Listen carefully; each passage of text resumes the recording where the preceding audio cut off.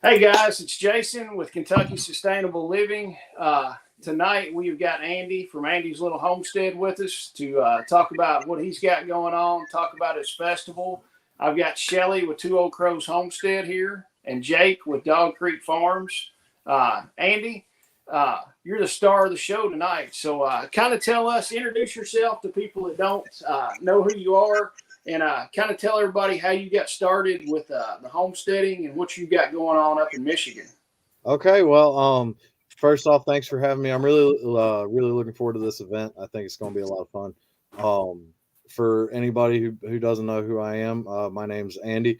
I don't have a last name. It's kind of like Madonna or Cher, but without the makeup and a better mustache. Let's be honest. But so I started homesteading in northern Michigan about 3 years ago. Basically, as a result of homelessness, I kind of landed there. I lived in a camper and didn't have power or water for a while, and kind of worked on building things up, and then I um, one day I got bored and started making videos, basically just for friends and family back home, and I never really believed it would turn into anything. And as it stands now, I got a little over 700,000 followers on my Facebook page, and I just make videos of what I'm doing. From starting in the camper, we're now at a point where we've got a 20-acre piece of property that we're building a house on, and I've got a I would call it a commercial level sawmill that I run. And everything that I run is older than dirt. My newest piece of equipment is my backhoe, which was built in 1976. Everything I've done has been on a shoestring budget, and that's why when Jason approached me about doing this, I figured that my subject should be homesteading on a budget because there's a lot of people out there who want to do it but don't feel like it's necessarily attainable, and they and a lot of people who think they need to spend more money than they do. So my goal is to show that that's not really the case. This is something that's attainable for anybody. So I'm excited to be here.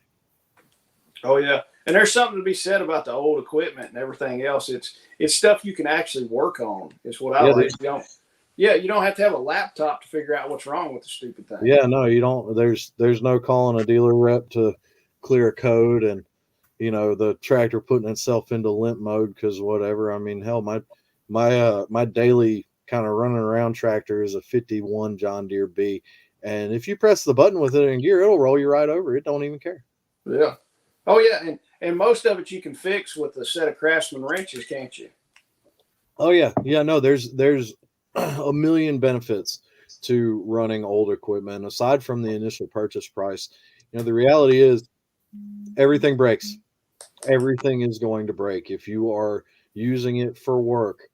It's going to go south, and one of the things that I really want to touch on is when you add up the total of the equipment that I've acquired over the years. I've got two tractors. One of them's a 63 horse farm all with a loader. I've got a backhoe, a little bulldozer, and a sawmill.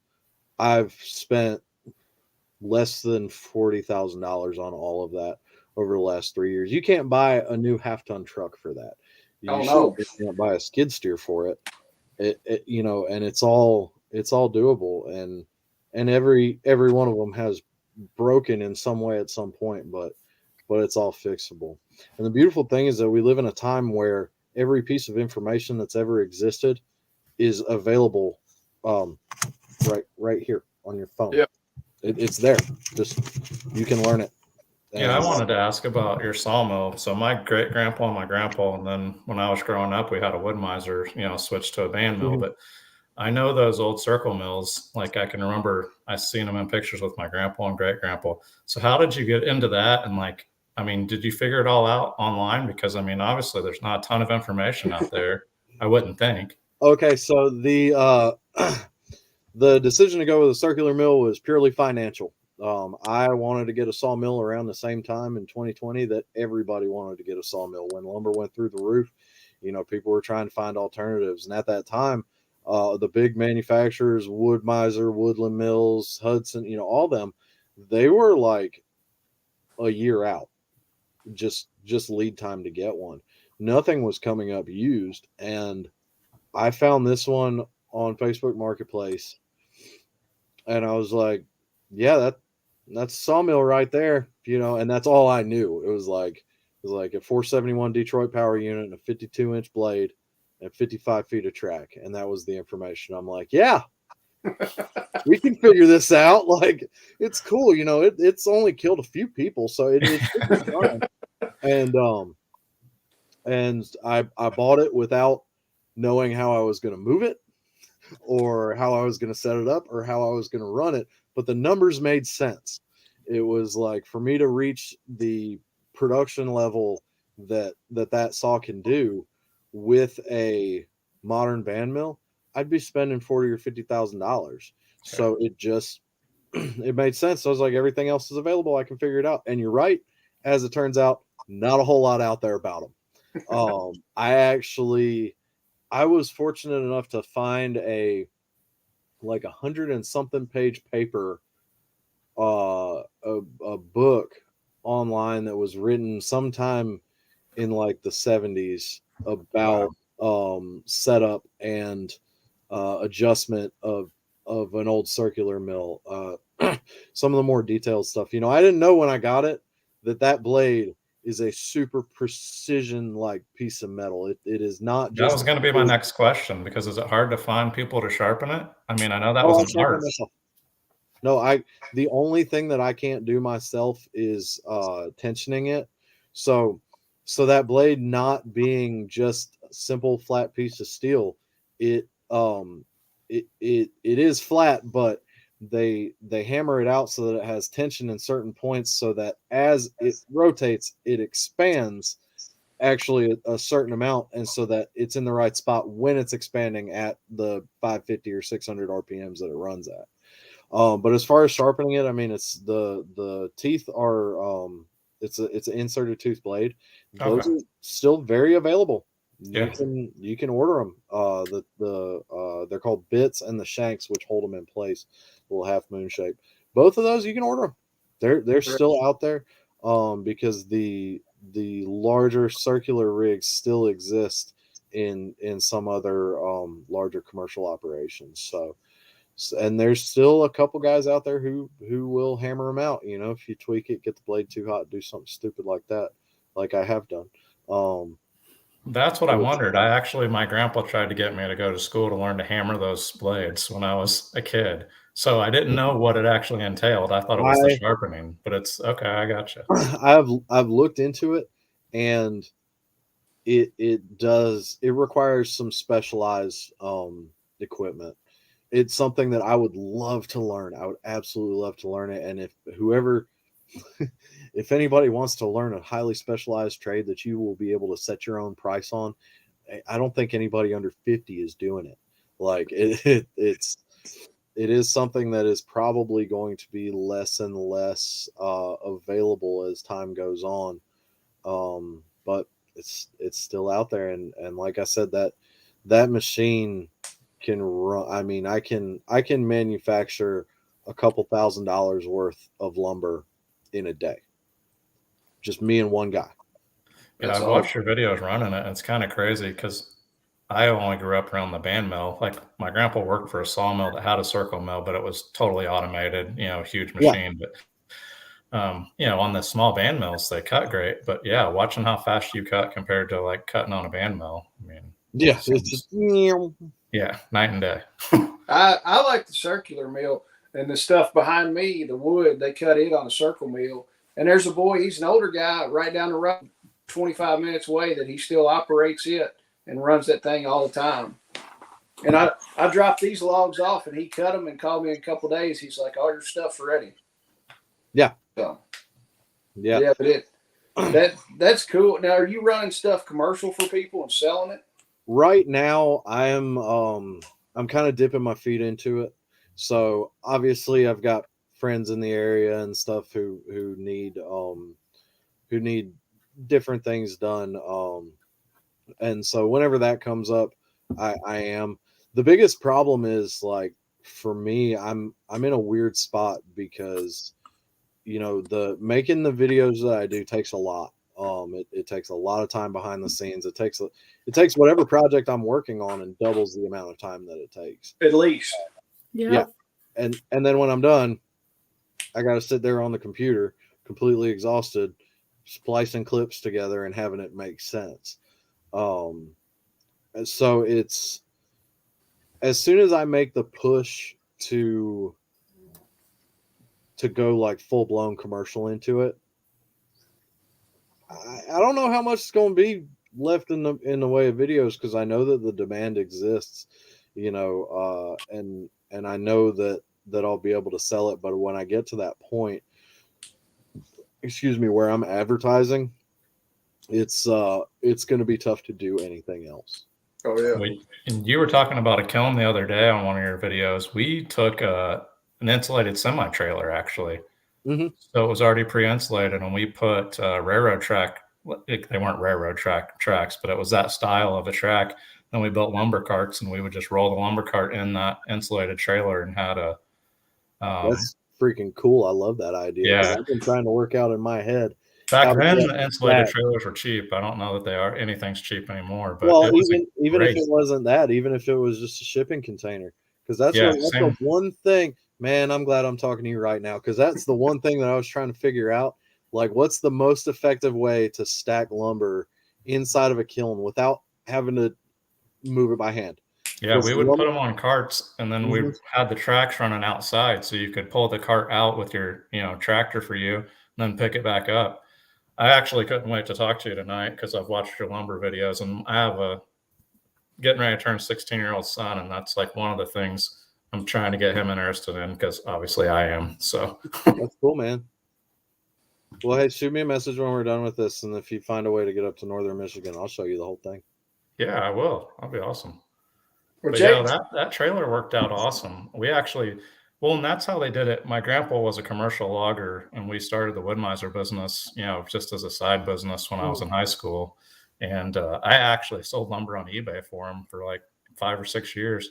We would take the little 2-foot pieces of cherry lumber, that would basically at a sawmill would be scrap. Mm-hmm. We would sell that stuff, dried lumber, to people doing crafts all over the place. It was great. The value is such a weird thing because there's like it depends on who it's being marketed to and how it's being marketed. One of the other things that I really liked about getting the circular mill was what I call the white woman factor. It's something about the aesthetic of the old swirl marks that go in it. There's not a lot of people doing it, and it's something that's there that can appeal to certain groups that are willing to pay more money. They're putting up. To me, it's no difference. The amount of work from running some rough cut 1x8s of pine to running like red oak or cherry or something that's generally worth more. The work is the same. So the marketing is really the only thing that makes the difference. And the thing is that since 2020, there's a lot of freaking mills around, like in rural areas, especially rural wooded areas. I am not the only person who had that idea. Yeah. And so you kind of, on some level, you got to go off the market price. But if you have something that's different, if you have something that other people don't have and you can sell it, just like you're talking about little cherry sticks, that go on eBay for crafting purposes, what you do the math, you end up at like a $20 a board foot price for cherry that goes for $3 a board foot. Otherwise, it's the lumber market's crazy. I mean, it's literally worth anywhere between nothing and $20 a board foot. Basswood's a perfect example. When I cut it, it's a utility grade lumber. It's like pine, it kind of works the same. But if you cut it into perfect little, 8x8 blocks about this long and sell them to guys who are carving decoys, it just got worth a lot more money. Yeah, I wondered if that's where you were going because I knew the carving for basswood was a big. Yeah, they love it, and that's great. whatever someone's willing to pay for it. I don't know, man. I never. I'm really not like. I'm not interested in like making it rich with it or building some giant internet business though. I in fact, the reason that I got the mill and kind of the long term thinking is that, eventually people are going to stop paying attention to what I have to say. And I don't want to get a real job. So I got to have something that I can do. And anytime that, I mean, even running pine, I can make $1,000 worth of pine in a day. So that just makes sense. But I still, I would prefer to keep my operation, you know, smaller, local, whatever, Well, but it'll take a lot of the fun out of it too if you go full blown commercial. yeah, I mean, it's right now, I mean, we've got so much that we've got to build and finish it at our property. I've got plenty to keep me busy for a while. So as it stands, friends ask me, "Hey man, can you do this? I need decking for this trailer. I need this." Yeah, I'll work it right in.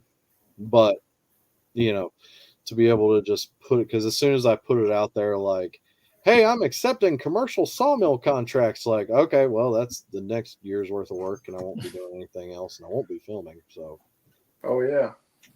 Oh yeah, and it is. I mean, it literally takes me, and everybody else will attest to it. It takes 2 or 3 times longer to do something if you're going to film it. yeah. So that, and then I don't sit behind the computer and edit anything. I just put the raw stuff up, and I'm like, this is what you get. So Yeah. I hate editing it. Shelly edits stuff real nice though. I noticed, Shelly, you edited out a lot of the cuss words when we were unloading that cardboard I too. did. I don't really want your F bombs on my channel. That's why I turn all my F bombs into chicken noises. Yeah. There you go. That totally works. So, Hey, Andy, give us a taste of like some things that you're going to tell us about So, homesteading on a budget. Give us some ideas about what you're going to talk about. okay, so for one, I got to start out by saying I'm nervous, which is weird because I do a lot of talking, but never in front of a whole bunch of people. I mean, it is in front of a whole bunch of people, but I can edit stuff out. So, it's a little weird for me, and I'm not really the type to speak from a transcript, so I can't really type it all out. But I've got some ideas, basically the direction that I'm going to take it, and just talk about all the areas of homesteading that can be done on a budget with like a regular salary. Um, and that comes with acquiring the right piece of land in the right area. Tips for things like that. I'm going to break down the hard numbers on the equipment that I'm running and make a comparison of that to like a newer or modern piece of equipment. I'm going to talk about how I do not believe in financing a piece of equipment like at all. They're well, yeah, basically not at all. I see a better way, and just how much money you lose when you're getting starting with a new piece of equipment, and just in depreciation. So I was going to go through the numbers on that. I'm going to talk about some of the things that have and have not worked as it relates to the agriculture side of things. I mean, that's a business with a margin that is as slim as can be. I mean, if you one of the examples that I'd like to make is that chickens are one of the most efficient producers of protein in existence, and they're Yep. so low maintenance. I love my chickens. Um, I hate the goats. I really do. I don't want goats. I hate goats too. Yeah, my wife likes them. So, Get some uh, sheep. but even then, even with something like that, if you were to go with entirely with commercial feed, you were to buy everything that exists that Tractor Supply will sell you as it relates to raising chickens, guess what? You're going to lose money. You could just the same take something that's supposed to save you money and give you free food, essentially free food, and you could still lose on it just by making the wrong decisions along the way. So I was going to include stuff like that, and then I don't know, I might get inspirational or something. I ain't figured it out yet. It really depends on where things go. Some of my experience with homesteading has been, and to be successful is that you don't give up. Absolutely. You just don't accept you have failures, and you learn from those failures, and you just like it's just not an option to give up. And I think if you do that, I think you're successful. Yep. I mean, if something doesn't grow, try it in a different place, try it in a different way, do something, whatever, put it in the same place, and maybe it'll grow next year. Maybe you won't have squash bugs or whatever. There's so many variables that go into homesteading. And if you just have the mentality that you're not going to give up. And then I think another thing is to be resourceful. Oh, yeah. So those are key when you're homesteading, in my opinion. Yeah. Yeah. No, and that was one of the things I was going to kind of touch on was the fact that whenever you're looking for a tool or a piece of equipment or a barn or whatever it is that you think that you need, to maybe lose the mindset of I need a tractor and kind of shift that over to I need to solve this problem. So identifying whatever that problem is, I need to move round bales around. I need to do this, but the goal is to solve the problem. It's not to have the thing that you think you need. Like I mentioned a skid steer. So many people have, anytime I have an equipment video, I got people on there like, Andy, you need a skid steer. And I'm like, yeah, that'd be great. I ain't got skid steer money. But the fact is I don't need a skid steer. I need to load logs. Yeah. I need to do this. I need to do that.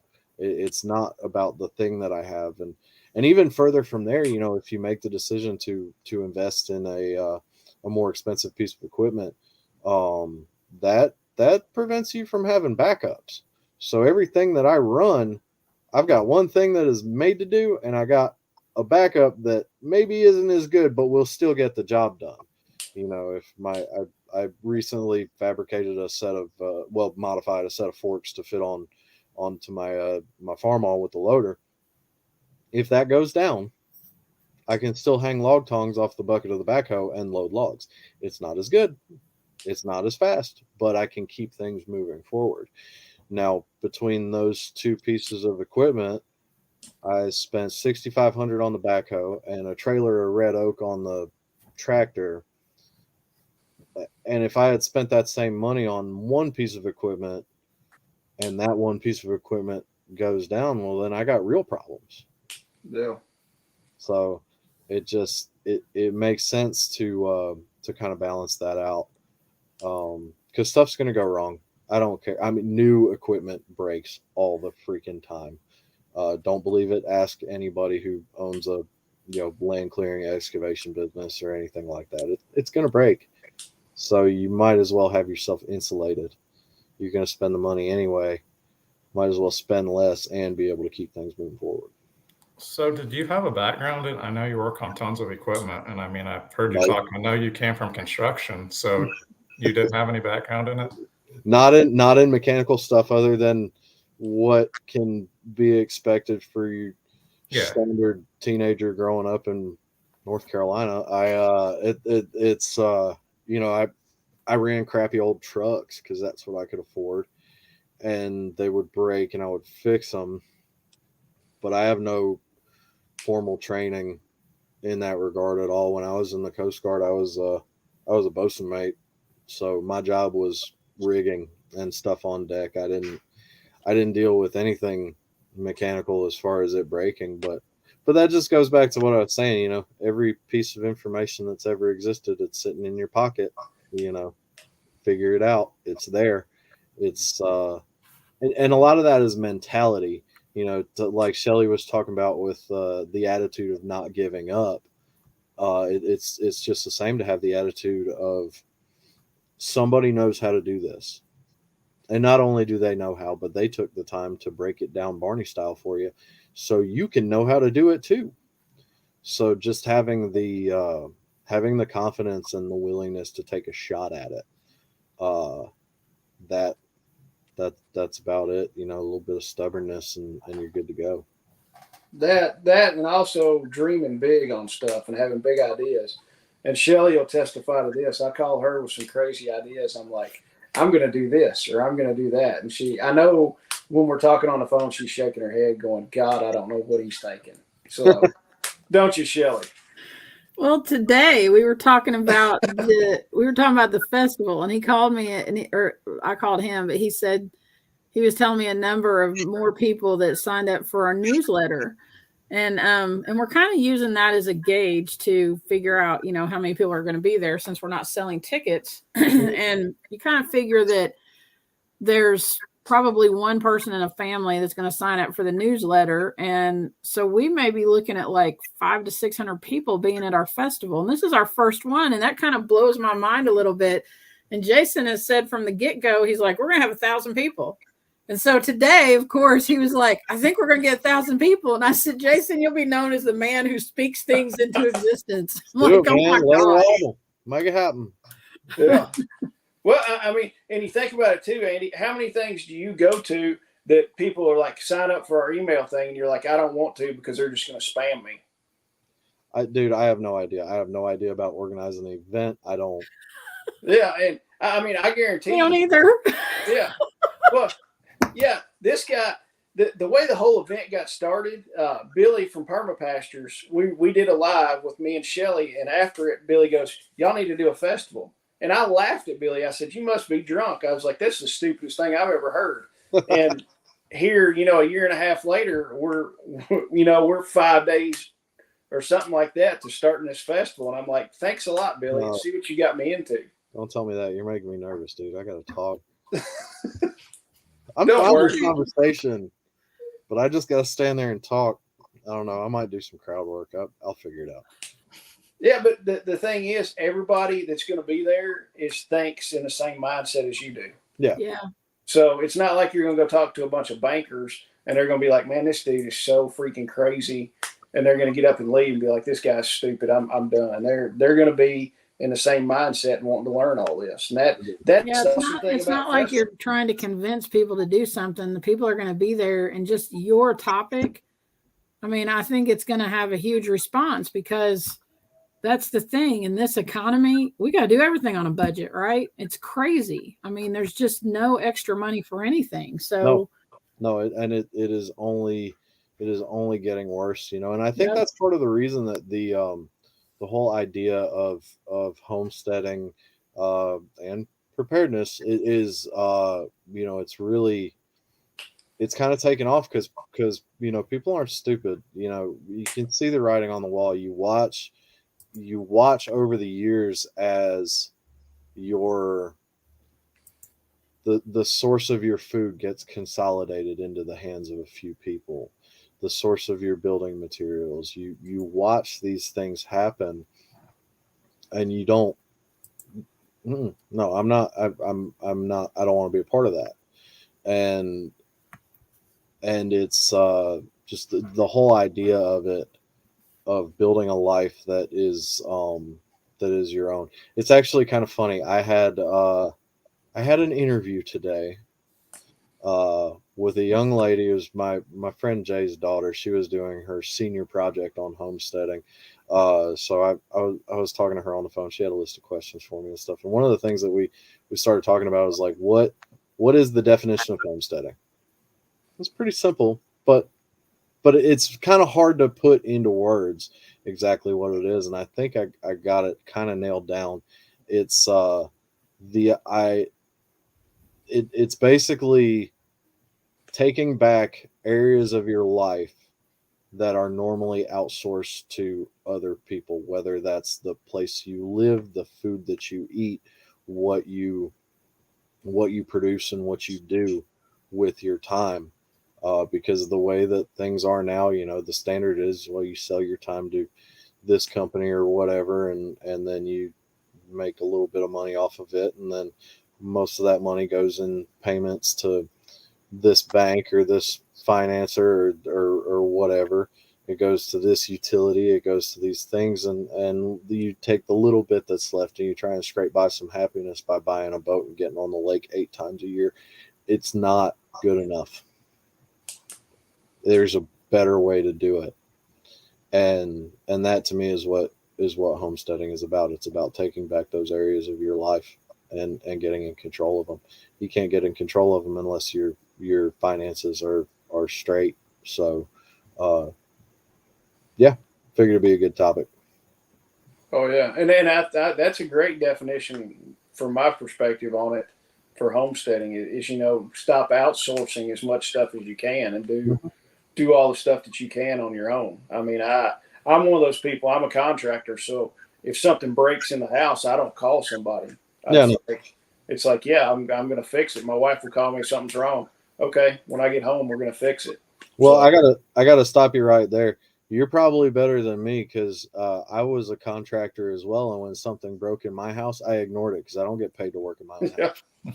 Well, it takes a few. It depends on what it is. Actually, my wife, when I built this house, I wasn't married yet. I was a bachelor, and I built a house, and we got steel columns out front for that we welded up to hold the porch up. And I'm like, I'm going to wrap these.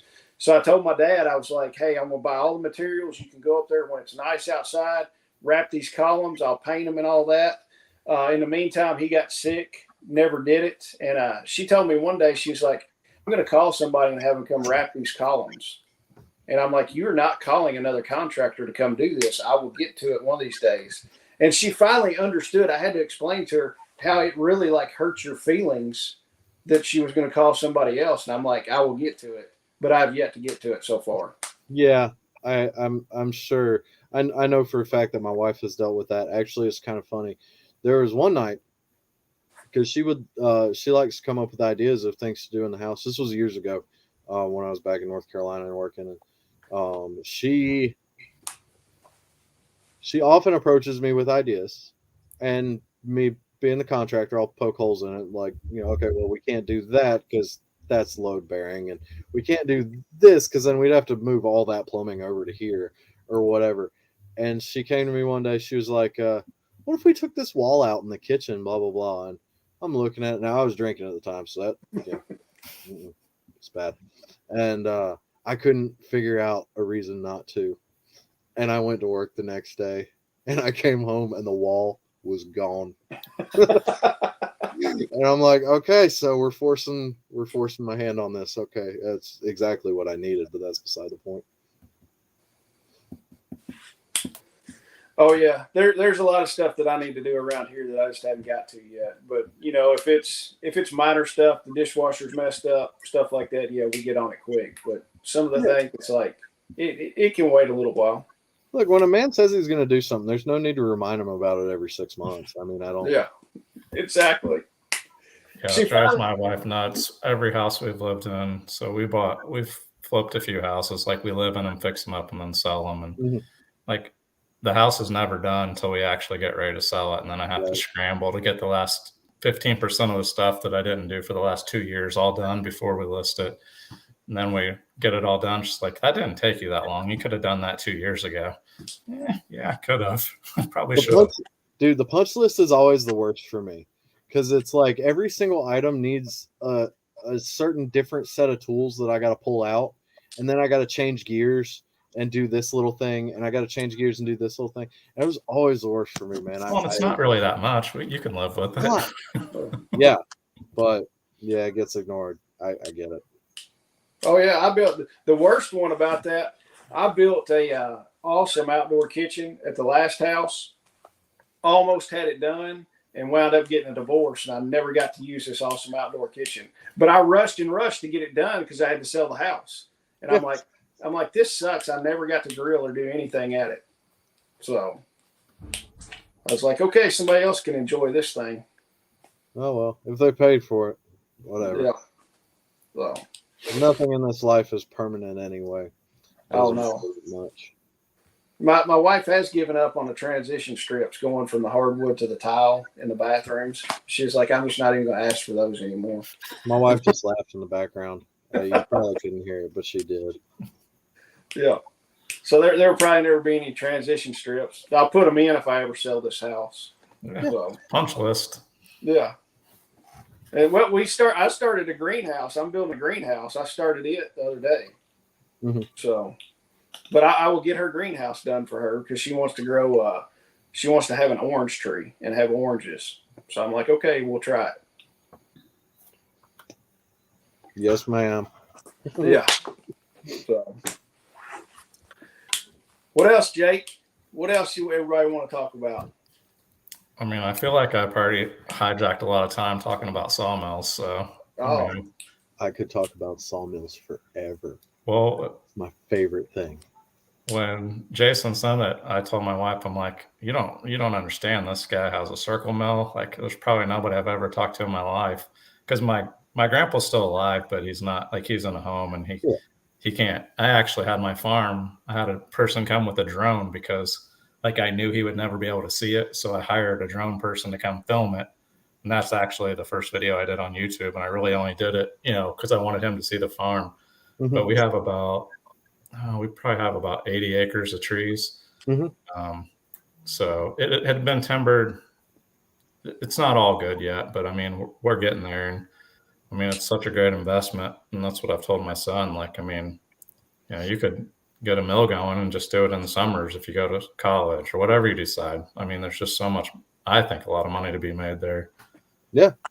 Yeah. No, I've been really fortunate. The probably the best thing that I did relating to the mill is just to contact and develop good relationships with a couple local tree services, because there's a void when it relates to oak and maple and cherry. That's a little bit different. Not everybody's willing to let that go. But when somebody's getting rid of pines on their property, even like big, beautiful old white pines, they how's the neighbor enjoy the sound? Well, that's their problem.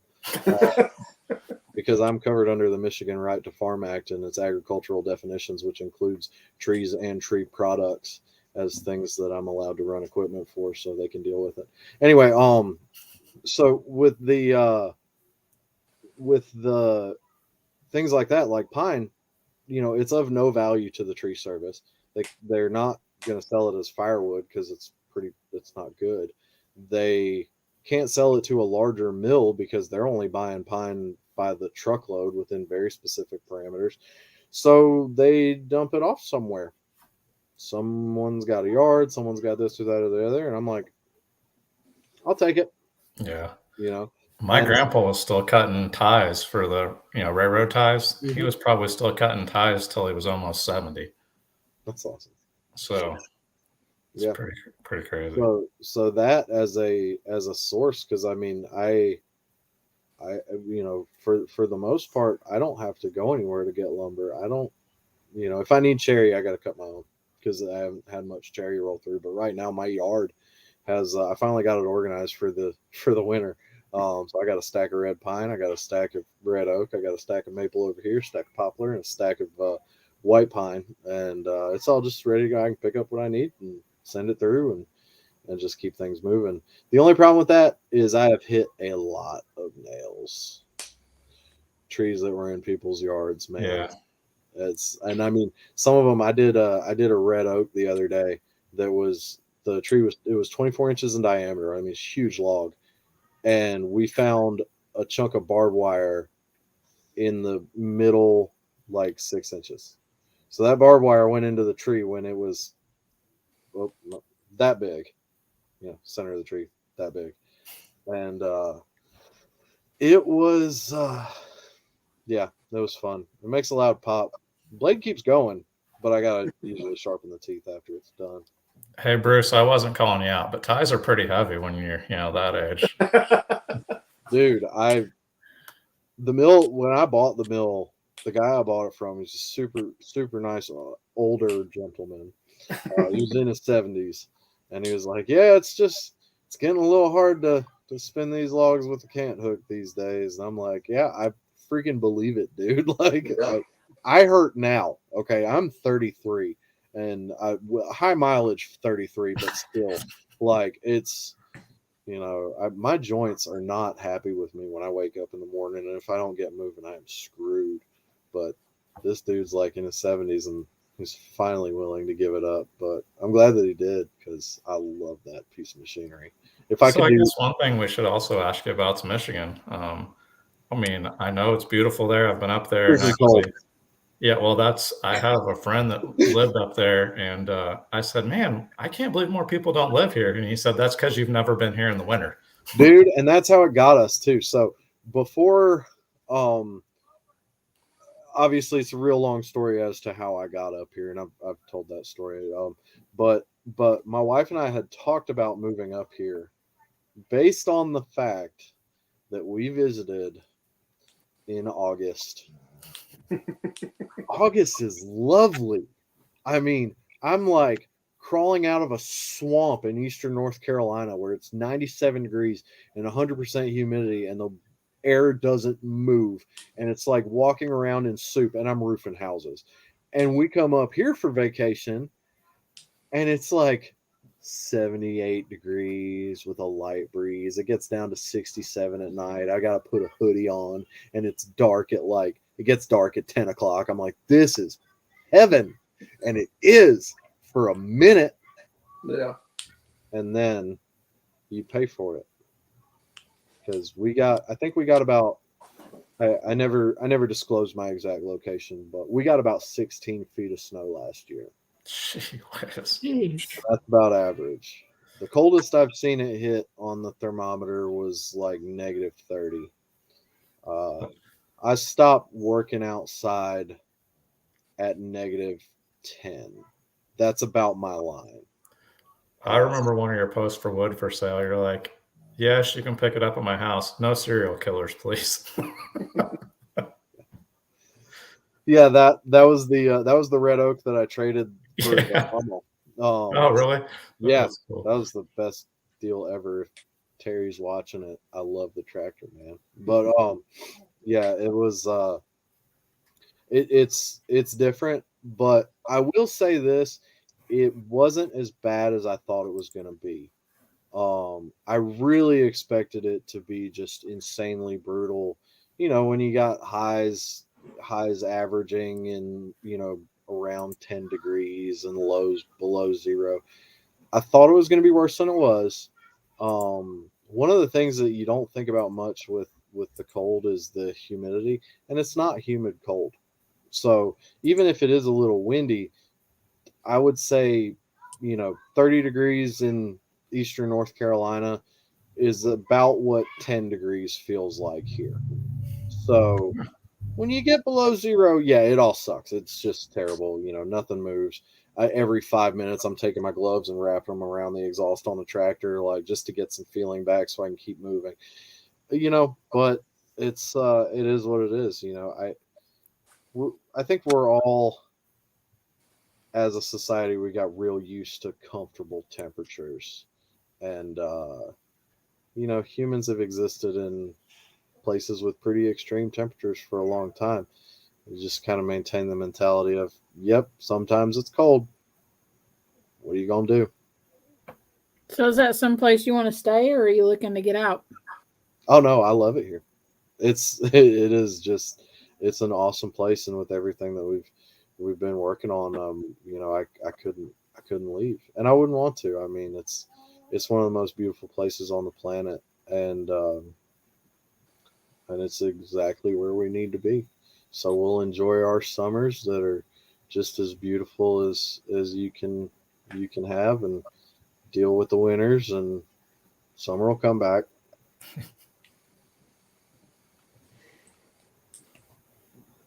Wow. Hey, Andy, back on the sawmill, you can cut bigger wood than just a band mill, can't you? Is that one of the biggest band? No, band mills can go bigger. I am limited by the radius of the blade. Yeah. So with 52-inch, excuse me, with a 52-inch blade, that is about, it's obviously 26 inches to the radius, but it's about 24 inches above. You got the arbor in the middle, so above that is what can get cut. So I can go up to about a 30-inch log. Just because I'm not running straight through the middle of it. I'm cutting my cant, and then it's obviously shorter, and once it's to a squared off can, I can have a 24 by 24 squared off can. And honestly, you get way more board footage with the big logs, but at a certain point, it's like, this is too much work. Some of them I got to bring the backhoe in and wrap a chain around the log just to spin it on the carriage. And by that point, I've lost. Honestly, for me, the ideal log, the perfect log, is like 18 inches. Because an 18-inch log, even if it's 16 feet long, whatever, I can still spin it with the cant hooks without too much effort. And I can make a 12 by 12 or a 12 by 14 cant, and I can cut any number of dimensions off of that. So that's my happy place. Gotcha. Because some of those band mills get crazy, dude. They're like, 60-inch cuts, and you can't even really find 60-inch trees around here. So yeah, I know there's those super slabbers now that are the super wide. Mm-hmm. We ran a Woodmiser. The same one they still make, L240. It was pre-hydraulics and all that, but how do you usually run it by yourself, or do you have help a lot of times? I usually have. I can run it by myself. It's most efficient with one helper on the other end. I was going to say I've been working on actually kind of dialing that in. Lumber, kind of like firewood, is one of those things where the more times you have to touch it, the more you lose. So like we've got the operator station, which is my side of it, and then the lumber goes through, and then or the logs go through, goes to the other side. And right now I've got it to where my helper is chucking the slabs off the back of the mill. Yes, I'm working on that as far as money from the waste material. I'm still in the process of it, and actually I'm gonna have a video about it soon. But so I have them chuck the slabs off the back of the mill, and then I park a trailer off the end of the mill, so when the boards actually come off, they send them straight off onto the trailer, and then I can move it to wherever it's being stacked. Just kind of trying to dial in that. I've got the hydraulics there, and I have considered trying to automate the other side of it, but it's going to take quite a bit of fabrication, and honestly, it is not the safest thing in the world to run that mill by yourself, especially in a spot where you don't have cell service. It's a really good way to die quickly. And do you have a tourniquet? Well, I got a shirt most days, so it's fine. We'll figure it out. Chuck will have to hook you up with a tourniquet. Yeah. You need to get a whole med kit and have it sitting there on the sawmill. You're not wrong, and you're also not the first person to mention that. Yeah. Chuck, you'll meet Chuck Peoples with a Homestead Medical. He will set you up with everything you need for it. So cool. We all took his class, but he even taught my son. My son can apply a tourniquet and everything now. Yep. From meeting with Chuck. I've been trained on it, but I don't have one. Well. I know the circle mill. I love the look of the wood, but a band mill doesn't scare me at all. Where a circle mill, I still have a fear. It's understandable. What's that huge chunk of spinning metal? It's like a Saw movie. I did the math. That blade I did the math on like the circumference of the blade versus times RPMs and everything. The tip of that blade is going at 88 miles an hour. Oh my God. Yeah. If you saw it, Shelley, you would think, how can you let people use this thing? Because there's only so many things that can fail. See, there it is. Chuck's here. He said he'd fix it for you. Good deal. Thanks, Chuck. But I love the look of the wood, but it's so it intimidated the crap out of me the first 100 logs, and I used some dinky little red pine that was like not that scary. And after a while, one of the things that is funny about it that like it cannot be taught is what it sounds like. Like I can hear as the blade goes through, and I can tell, am I feeding the log too fast? Am I feeding the log too slow? Am I starting to wrench is the blade starting to walk one direction? And I can hear it. Then I know what's happening. So I know when I need to back out. I've had some that I've maybe the the blade was dull or had worn unevenly from hitting a nail or something, and the blade starts walking into the log, and it's got this loud squeal, and I just like send it through, and I get done, and the whole blade is just waving like this.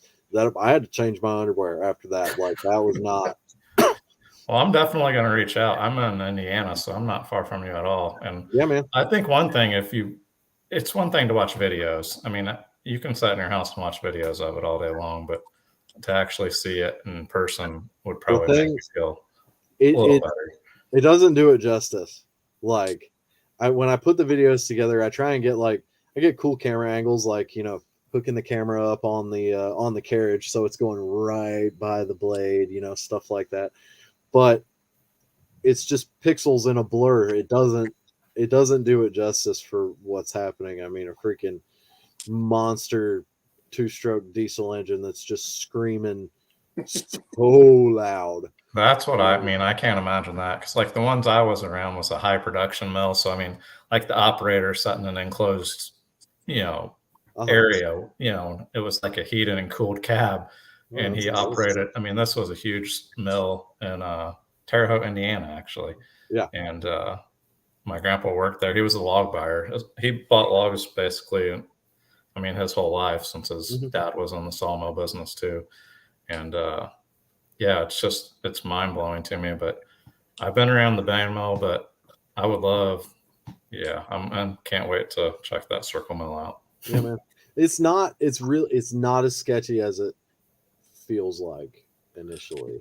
I mean, the shaft on it that's holding that blade is that big around. You know, the freaking arbor nut is like that big. It's got a massive collar on it. Things would have to go really, really bad for something to fail catastrophically. And even then, you're not standing in line with the blade. I mean, honestly, running the saw or running your chainsaw in the woods is probably absolutely. And I mean, I can still remember, like, I started bucking logs when I was, in high school. Like, my grandpa wouldn't let me go into the woods. He would only let me buck the logs after they pulled them out. And I mean, I still remember. What's that? That's kind of more dangerous. Yeah, well, the number of cuts that you have to make, aside from different things, you get the widowmakers falling. Yeah, you get a widowmaker, you get a half rotted tree that wants to barber chair on you when you're falling them. That's that can be sketchy, but for you're bucking them down and you're swinging that chainsaw around, and half the time you don't hit the brake before you move on to the next cut because you don't care, and it's I don't know. I think it's just as dangerous. Honestly. Yeah, I loved being in the woods, though. I mean, I still remember the first time I heard the tree fall, like a big tree. Like, I mean, it literally sounds like you're standing next to a freight train. Yeah, and you feel the ground move. It's freaking awesome. It's crazy. It's awesome. So, I don't know, man. I enjoy it. I'm really happy with the mill. I mean, that is, if for whatever reason everybody stopped watching what I'm doing tomorrow and my option was to fire it up and make lumber, I'd be pretty okay with that. It's fun. Awesome. All right. Well, we're coming up on about an hour. We'll do once around, and Shelly, you want to start off everything? Sure. Everybody, I hope everybody that's on here already knows about the festival, and we can just go ahead and remind them. So hopefully there's some new folks, though, that are going to come. I think I have said the word festival at least a dozen times a day, every day for the last 6 months. I'm pretty sure that is the top of my vocabulary right now. Y'all are going to have such a good nap when this is over. For real. Yeah. My boss was asking me this morning, I had a meeting with her, and she goes, "You are taking the day off after this, aren't you?" And I was like, "Yes, I am. I'm not coming back into work today after this. I'm going to sleep all day. I might feed my animals." I don't know. But anyway, so this Friday, the festival is October 28th and 29th. That's this Saturday and Sunday at the Bowling Green Ag Expo Center. That's not even right. It's in Bowling Green, Kentucky at the WKU Ag Expo Center. The doors open at 8:00. There is going to be oh my gosh, so many speakers, so many things to learn about. We've got Chuck Peoples, who's going to be doing a medical class. We've got Tag, who's going to be talking about exiting corporate America. And then we've got Matt Hunley is going to be talking about tree forests. We've got Grumpy Acres going to be talking about food preservation. Emily Rock is going to be there talking about Homestead dairy and what kind of cow to choose. Erin Scott is going to be talking about why we homestead. And then on Sunday, she's going to be doing a Q&A with people. And y'all, if you don't know Erin T. Scott, you need to go follow her on YouTube. I think you'll be blown away by the information that she has. And Aaron said to bring a pen and paper with you. Yeah, definitely. Greg Brand is going to be talking about pasture management. Bruce DeVries, he's been in the chat tonight. He's is it Homestead Leather? Is that the name of his Leather Homestead? Leather Homestead. Bruce makes the most amazing leather goods like purses, belts, aprons, wallets, whatever. They're beautiful. But he's going to be teaching about biochar and the benefits for your garden. And then we've got Jeff Smith, who's going to be talking about how to get home in a collapse situation. Trying to think of a politically correct way to say this. And then he's also going to be talking about material should happen to hit a certain circular thing. Yeah, exactly. And then he's also going to be talking about restoring tools, old tools. We've got Andy here. He's going to be talking about homesteading on a budget. We've got Enos Zook. He's the bluegrass trapper. He's going to be talking about trapping. Tina Clark is going to be talking about building community, and her husband, Chris Clark, is going to be talking about how to put in your own solar system. They've got a great setup in Tennessee. So yeah, they've got a lot of good information. Jake Drum is also going to be talking about medical homestead stuff. So come check it out, y'all. The festival is free. On Friday, we will have 2 different paid classes that you can take. One is going to be taught by Chuck Peoples. It's homestead medicine. And then the other one is permaculture guilds. It's going to be taught by Eric Johnson from Porterhouse and Teal. And then also on Friday, there's another paid class that you can do. That's Stop the Bleed class that Chuck Peoples is going to be teaching that. On Saturday, Jason, why don't you tell them about Saturday? Saturday night, the big thing we got going on Saturday night is the Vets for Child Rescue charity dinner. We've still got some tickets available for that on the website. It's KentuckySustainableLiving.com. Like I said, we've got a few seats left. You're going to get to eat. We're going to have prime rib dinner. And I think we're going to have a potato bar where you can load up your potato with whatever you want. Oh my God, Grant will be so happy. Oh, yeah. But the 2 great things, you're going to be donating money to Vets for Child Rescue, which is an awesome organization for what they do. And the other cool thing is you're going to get to eat dinner with the speakers that are going to be there. Most of the speakers will be there, so you'll get to sit there and eat dinner with them, talk to them for a little while, and just have a good time. We've got several auction items that we're going to do a silent auction for to raise some more money. But it's an awesome cause, and that's one of the biggest things I'm looking forward to is that charity dinner, and when we get to cut a check for Vets for Child Rescue. I'm looking forward to it. Oh, yeah, it's going to be a good time. So... But Andy, Jake, you got anything? Nope. Just be sure to go to the website and sign up for the newsletter. Shelley puts together a great newsletter every week, and it'll give you tons of details about the festival and keep you up to date on any of the future stuff. If you don't know how to read, are there colorful pictures on them? Oh, yeah. There's little emojis. Oh, perfect. All right, good. As long as there's emojis, you're good. Right.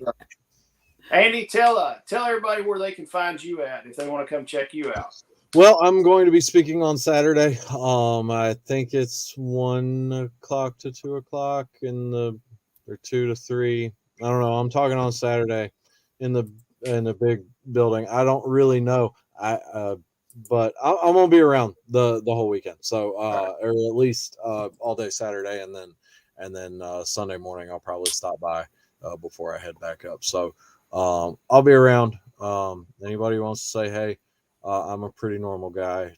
No serial killers, as always. But I like talking.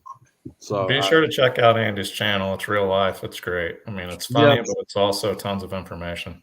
Yep. Well, thank you. I'm blessed with the opportunity to reach a lot of people with what I do, and I'm thankful for that. And so I reckon I'll keep doing it.